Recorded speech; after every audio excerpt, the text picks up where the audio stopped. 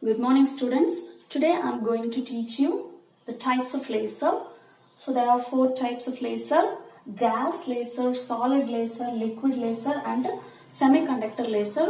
So we'll see it one by one. So today let's see gas laser. Okay, so the one important example for gas laser is helium neon laser. So today I am going to teach you the helium neon lasers construction and working principles. Okay, so first is construction of helium neon laser. So basically gas layer emits continuous laser beam and it is very much applicable or used in medical applications. Okay, so first is construction.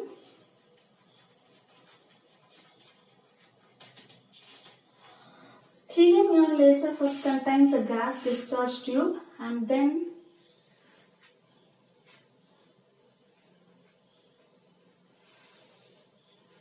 it will be tilted. The end of the gas discharge tube is tilted with a Brewster angle, and because of that this is called as Brewster angle window.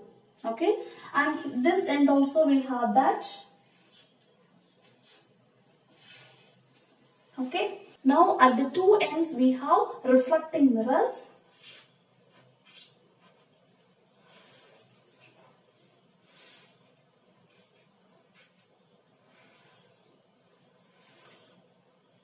And one more thing is we have electrodes. There will be 3 electrodes around the discharge tube in order to energize the mixture inside the gas discharge.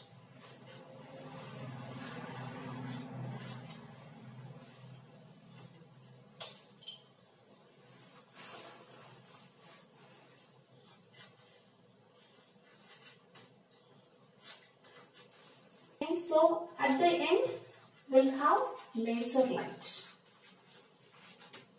Okay, so remember these two reflecting mirrors, one is partially reflecting and another one is completely reflecting. So this end is completely reflecting and this end is partially reflecting. So the other side of partially reflecting mirror will have the laser radiation emission.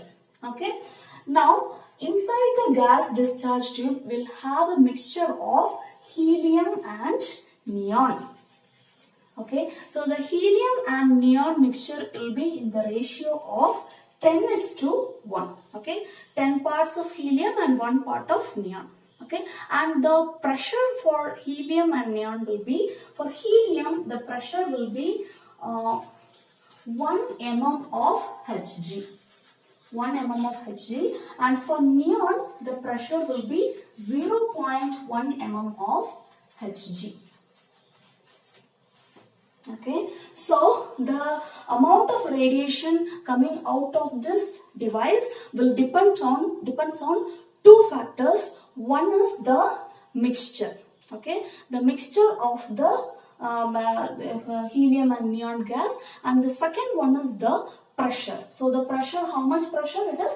For helium 1 mm and 1 mm of Hg, and for neon it is 0.1 mm of Hg. Okay, so I'll tell the working of it. At once the voltage is given, the electrodes will be energized, and because of that the helium and neon atoms will be excited. Okay, so once the atoms are excited, it will be coming and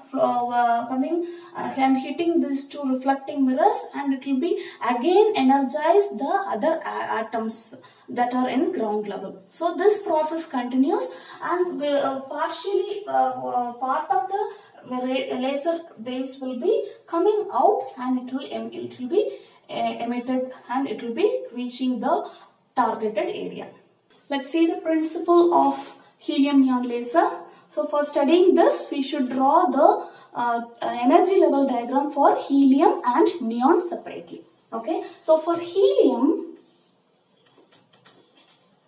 okay, we have 2 energy levels.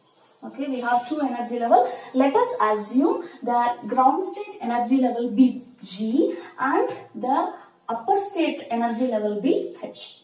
Okay, and for Neon also will have energy levels.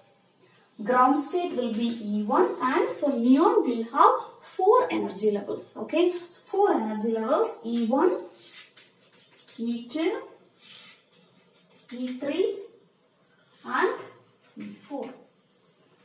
Okay, so it is completely based upon the assumptions. We can also give other numbers like E0, E1, E2, E3.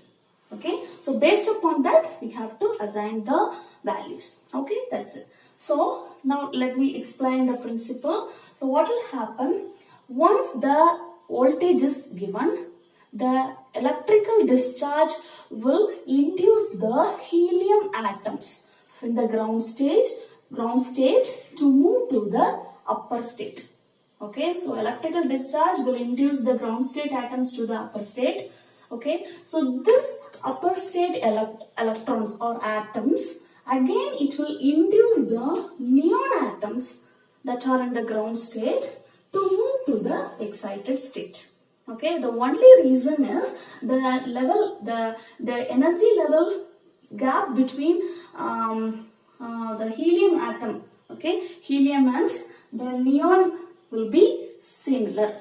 Okay, so that is the distance between the ground and the higher state for helium, and the distance between the ground and the higher state for neon will be equal. So because of that, the atoms will have certain energy that will be equal to the distance between E3 and E0. So because of that, once the atoms reaches the higher state, it will automatically excite the ground state atoms to the excited state.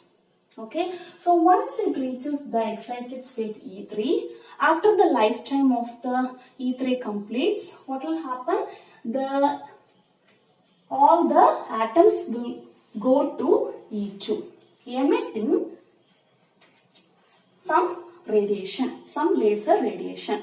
Okay, so this emission is stimulated. Why? Because of the laser light. Okay, because of this only it is excited to that, and after the lifetime it is coming back and emitting certain radiation. Okay, so after some time what happens? Again the light, the atoms in the E2 will come to the E1. Okay, so this emission is called as spontaneous emission, because nothing is induced. After a certain time it is coming back. Okay, and now from E1 there is no radiation, it is just coming down the ground state. As we know, when it comes to the ground state, nothing will be emitted, it will be radiation less decay. Radiation less. Okay, so this is the concept. Okay, so the process will be repeated and we'll get more number of lasers. We'll get a